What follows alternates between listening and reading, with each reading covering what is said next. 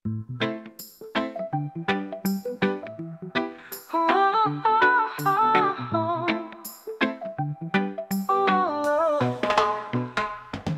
bawat araw na lumilipas, ang maaraw ng walang hanggang pag-asa.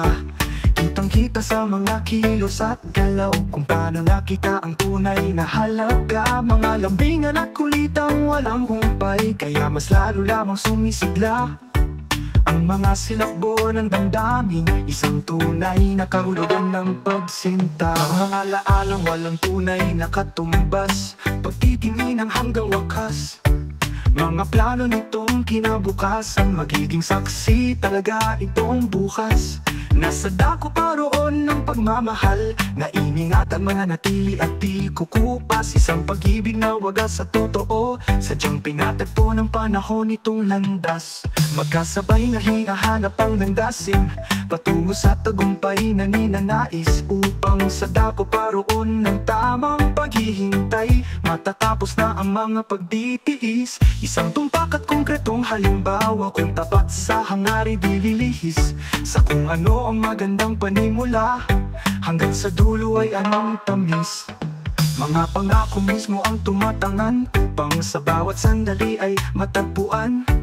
Tanging puso ang sadyang nakakakita, kung ano nga ba ang tunay na kahulugan.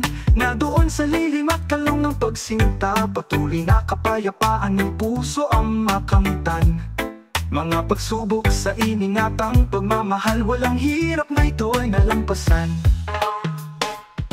Mga kinang ng matang umiibig, kalakip ay walang katumbas na paglaya. Mula sa mga takot at mga tanong, tuluyan ang nakalayo at nakawala. Hindi na kaya pang pigilan pa, kahit bumagyo pa ng mga bara at salita.